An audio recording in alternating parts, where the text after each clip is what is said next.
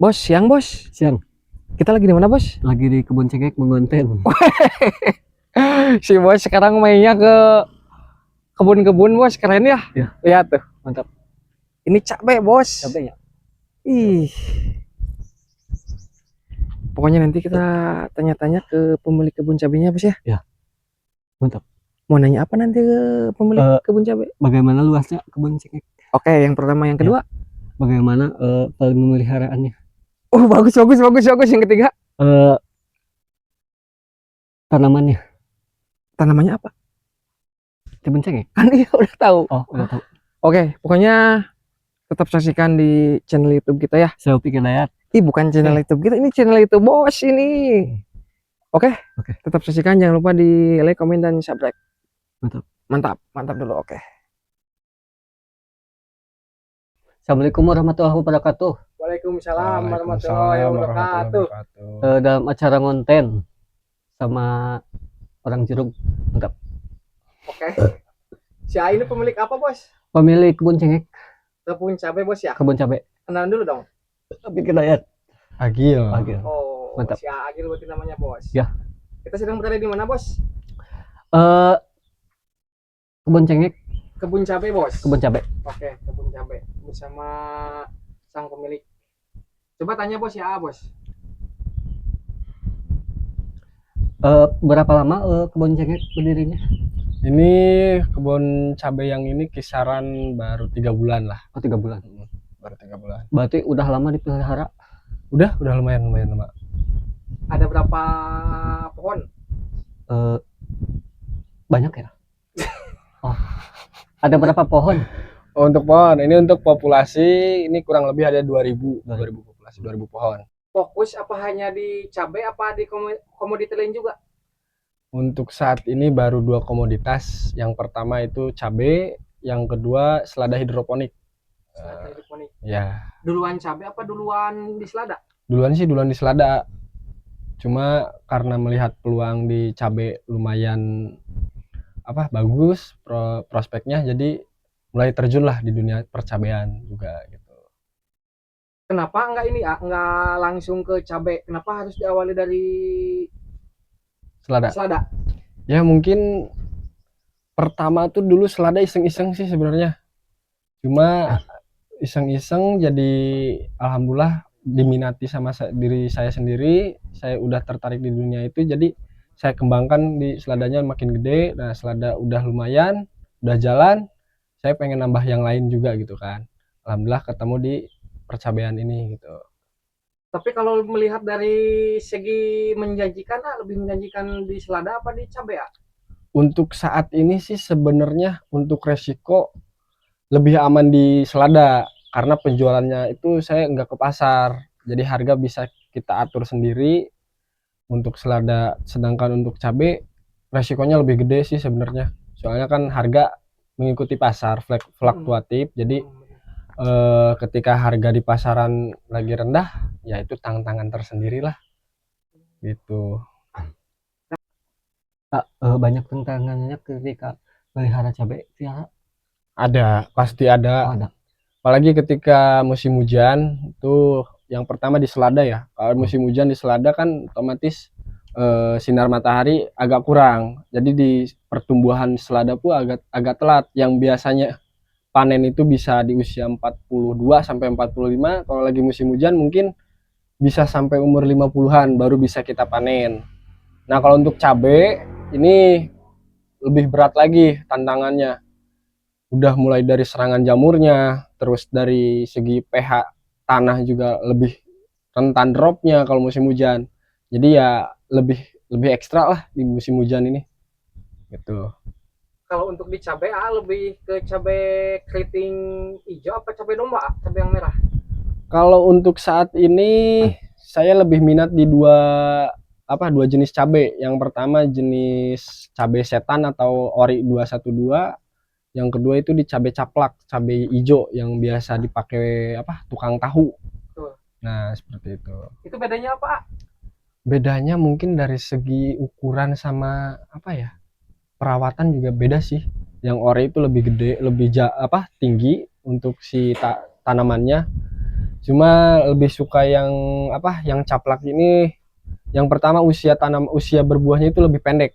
Dia 2 bulan juga udah bisa berbuah, bisa kita panen gitu. Kalau untuk yang cabai Setan, cabai ori itu lebih panjang. Dia 3 bulan baru bisa kita panen.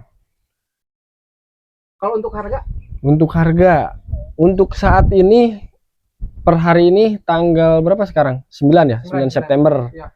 Itu lebih di atas caplak, lebih mahal caplak yang saya tanam caplak ini. itu cabai domba kan Ya, bisa dibilang cabai domba sih. iya. Berarti kalau untuk harga lebih bagus yang cabai Biasanya bagusan yang cabai setan, yang merah, yang gede itu. Nah, biasanya lebih mahalan yang itu.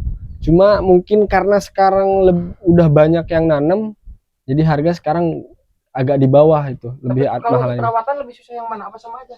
Sama aja sih, punya kelebihan kekurangan masing-masing. Jadi kalau di caplak yang saya tanam ini sekarang tantangannya di kutu-kutuannya, dia lebih kuat, lebih rentan. Sementara untuk yang ori sepengalaman saya lebih rentannya di jamur gitu. Sama apa ya, lalat buahnya juga kuat dia. Ulat buahnya dia kuat untuk cabai yang ori 212 itu. Untuk berapa bulan hasil panen? Untuk tanaman cabai ini yang saya tanam saat ini yang caplak itu dari mulai tanam sampai panen itu kisaran 60 sampai 65 hari udah kita bisa panen. Untuk yang cabai setan atau ori itu kisaran 90 harian lah. Itu dari mulai tanam sampai panen itu 90 harian. Nah, kalau untuk tanamannya itu misalkan udah panen nih pertama, itu bisa kuat berapa tahun itu? Untuk tahun-tahunnya ya kalau saya sih untuk saat ini belum pernah sampai akhir. Cuma ini kata pengalaman petani-petani yang lain itu kisaran 9 bulanan lah, 9 sampai 10. Berarti kisaran 40 sampai 45 kali petikan. Gitu. 40 kali 40 atau 45 kali panen itu baru kita perbarui. Ya, perbarui. Kita buang, kita ganti baru. Ganti dari nol. Iya. Kembali lagi ke nol. Setelah ada penyakit, tahu nggak cara ngobatinnya? Oh iya, mungkin untuk dari segi serangan hama atau penyakit ya maksudnya. Ya. Nah itu mungkin kembali lagi sih ke kondisi tanaman. Kita sesuaikan juga untuk obat atau pestisidanya. Misal dari kutu-kutuan mungkin kita harus masuk tuh pestisida dengan bahan aktif abamectin, imidacloroprid. Terus untuk jamur-jamuran mungkin itu penyakit bisa pakai fungisida. Banyaklah merek-merek fungisida, tinggal menyesuaikan dengan serangan atau hama yang sedang dialami oleh si tanaman kita gitu. Hama apa yang sulit ngobatinya? Untuk hama selama ini yang saya alami yang paling sulit itu ya paling yang pertama itu dari tanah ya, jamur fusarium, layu fusarium itu paling susah. Terus virus Gemini itu berasal dari kutu-kutuan, itu juga sama. Yang saya alamin itu susah banget ngobatinnya. Untuk yang lainnya sih mungkin untuk saat ini masih aman-aman saja, masih bisa dikendalikan. Cuma 2 itu saja yang paling saya takutkan, yaitu layu fusarium sama virus Gemini. Nah, untuk itu cara ngobatinnya gimana itu yang 2 penyakit itu? Cara ngobatinnya paling ya kita cabut. Karena itu potensi untuk penyebarannya lumayan luas gitu. Berarti itu jalan terakhir. Jalan terakhir. Seperti itu tuh contoh. Itu udah kena virus Gemini. Awalnya saya diamkan, saya obatin, coba pakai obat yang mahal-mahal, yang agak keras dosisnya. Tapi ya seperti itulah hasilnya. Malah saya rabut gitu kan. Saya cabut biar gak menyebar gitu ke tanaman yang lain. Kalau untuk lalat buah? Lalat buah untuk di cabai caplak ini aman sih hitungannya. Soalnya kan buahnya kecil, jadi gak rentan kena lalat buah. Oh, berarti cabai caplak sama cabai domba paling rentan kena lalat buah itu cabai yang domba? Cabai domba, cabai setan. Ya, cabai yang gede. Yang ori. cabai ori, cabai keriting, cabai tanjung itu lebih rawan kena lalat buah. Soalnya kan buahnya besar tuh. Jadi si ulat lebih tertarik mungkin ke sana gitu. Kalau ini kan kecil buahnya. Jadi nggak terlalu tertarik mungkin si lalatnya. Gitu. Kelas sekarang udah berapa kali panen? Untuk saat ini usia tanaman baru 90 hari setelah tanam, 90 HST saya baru 5 kali panen. Tuh udah dapat 5 kintalan lah kurang lebih. Dari berapa pohon itu Teh? Dari 2000 pohon kurang lebih 1800 sampai 2000-an. 2000 Segitu. pohon total 5 kintal berarti. Iya, baru 5 kali petikan, 5 kali panen. Ini target saya 40 kali petikan, mudah-mudahan masih bisa bertahan lah. Gitu, dengan keadaan cuaca ekstrim seperti ini, mudah-mudahan masih bisa bertahan. Ayo ke kebun dong, aku pengen lihat. Ayo, ayo. Nah, Pak Opik, Ya. biar tanamannya nggak kena gejala virus Gemini seperti ini lebih baiknya sih lebih teratur lagi lah untuk penyepraian insek atau funginya. Jadi biar kita istilahnya lebih baik mencegah daripada mengobati. Soalnya ini kalau udah seperti ini agak susah sih perawatannya. Agak susah. Gitu. Dispraynya pakai apa? Di spray mungkin kita rollingan ya, bisa pakai Demolis, Abasel, terus ada Avidor, ada Primador. Avidor itu apa, Pak? Insektisida berbahan aktif imidacloprid. Itu kalau Pak Opik mau bisa beli di toko saya. Kebetulan saya punya toko juga namanya CP Dunia Bertani Mandiri. Itu berada di alamatnya berada di Terminal Lama Pasar Rancah Blok C nomor 31 sampai 34 gitu. Oke. Kalau marketplace-nya ada nggak? Marketplace ada. Itu Namanya kita untuk saat ini nih nama tokonya masih sama CP Dunia Bertani Mandiri gitu. Di Tokopedia? Di Tokopedia, Shopee, TikTok gitu. Baru 3 platform. Oke. Teman-teman, informasi untuk teman ya. Seperti itu. Nah, ini kebun cabenya Pak Opik. Oh, ini. Nah, ini buahnya hijau seperti ini. Ini dipetiknya, dipanennya dalam keadaan hijau, enggak kita merahkan. Soalnya ini kita masuknya untuk pasar tahu bungseng, tahu gejrot, yang kayak gituan lah. Sama Soalnya sambal hijau juga masuk ya? masuk. Gitu. Berarti selain buat tahu, buat sambal hijau, tahu bungseng, ini buat apa lagi cabai kayak gini? Ya, buat nyambel di sehari-hari di rumah juga bisa sih. Karena rasanya juga lumayan pedas juga sih. Gitu.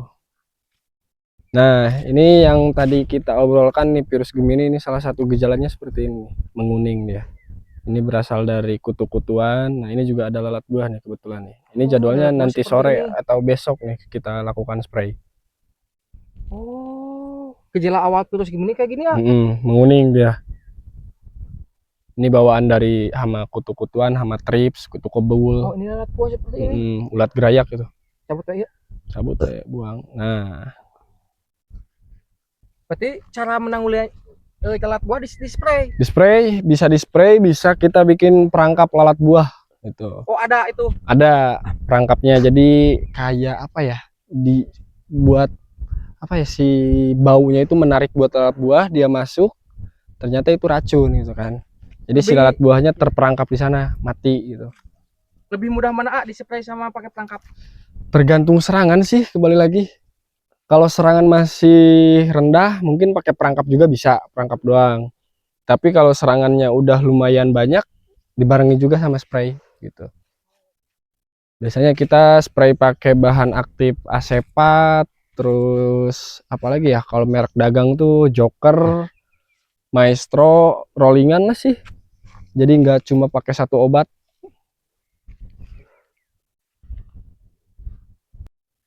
Opik nih, tadi kan kita udah keliling. Opik ada niatan nggak buat bikin kebun cabai sendiri? Nggak ada. Nggak ada. Kenapa tuh? Belum tahu. Modalnya udah ada belum? Belum ada. Belum ada. Berarti harus cari uang dulu. Nanti kita bikin kebun cabai bareng-bareng. Oke? Oke. Mantap. Nah, Pak Opik, tadi kan kita udah di lahan yang di atas ya. Nah, ini nanti kisaran dua mingguan lagi kita akan tanami baru lagi. Oh, ini ya?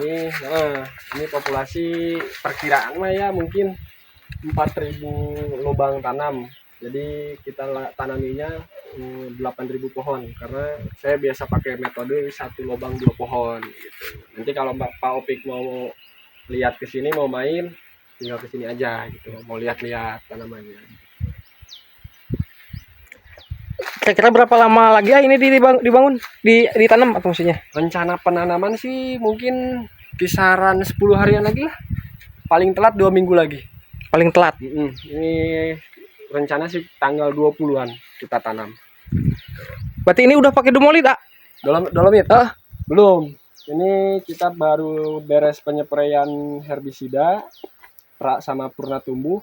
Terus besok hari Kamis kita penyepraian dulu cairan peroksida H2O2 buat matiin semua bakteri-bakteri yang ada di dalam tanah. Jadi biar bebas dari bakteri jahat lah gitu setelahnya. Setelah itu baru Setelah itu baru tabur tabur pupuk dasar. Kita pakai pupuk yang kandungan fosfatnya tinggi sama paling ada NPK, campuran NPK sedikit lah. Berarti Dolomit di akhir ya? Dolomit setelah pupuk dasar tadi. Langsung tabur Dolomit. Terus biar tunggu dulu hujan biar keserap sama tanah baru tutup mulsa. Kalau nggak ada hujan? Kalau nggak ada hujan mau gak mau kita siram. Siram. Ini Oh. untuk perairan insya Allah aman. Oh, ini nih udah ada disiapkan. Mantap. Kita pakai apa ya? Penyiramannya kita pakai selang drip nantinya. Jadi kalau mau nyiram tinggal buka keran aja satu jalur. Oh. Jadi gak usah nyiram manual. Berarti udah nggak nyiram manual ya? Enggak, capek, kasihan yang kerja. Anjay, keren. Nyiram juga pakai itu guys tuh. Udah mempermudah ini mah. Udah karyawan. Betul, efisiensi karyawan. Wah, keren. Mantap, ah. Opik, tadi kan kita udah keliling kebun tuh. Ya. Ada yang mau ditanyakan nggak sebelum kita mengakhiri sesi video ini? Nggak ada. Nggak ada? Nggak ada. Waduh. Opik mau ikut panen nggak? Kenapa? Nggak bisa. Oke deh kalau gitu. Buat terima kasih sudah hadir di acara konten. Wassalamualaikum warahmatullahi wabarakatuh. Waalaikumsalam warahmatullahi. Semakin maju semakin sukses. Amin, terima kasih. Mantap.